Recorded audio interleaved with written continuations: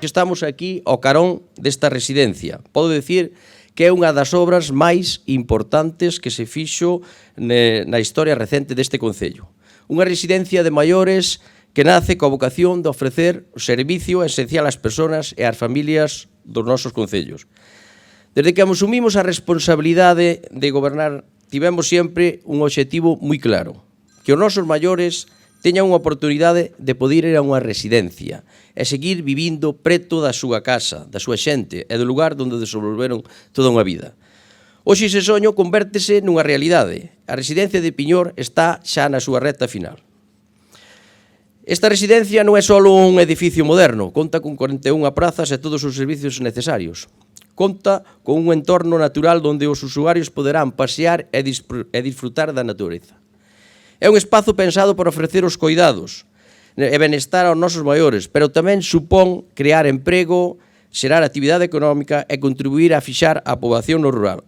E creo que non pode haber un servicio máis sensible que o cuidado dos nosos maiores.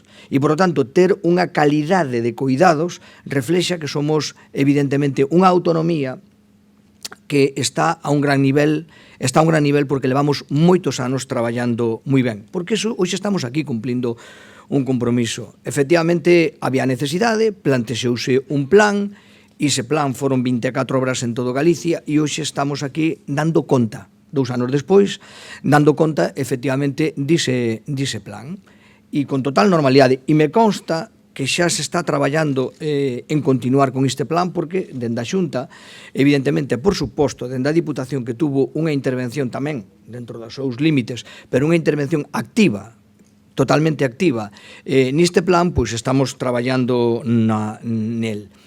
Atender a xente que sempre nos atendeu, que sempre se desvelou, que se vaciou na vida, e que, chegada unha idade, pois deciden, ou polo menos teñen dereito á posibilidade de que se queren estar nunha residencia, se as familias están na necesidade de que estén nunha residencia, que teñan esa oportunidade, que teñan canto máis cerca da casa, millor. E se pode ser na casa, aínda millor. E isto non é sinxelo, exixe un investimento económico importante, unha coordinación tamén importante, pero é posible, e esta é a demostración.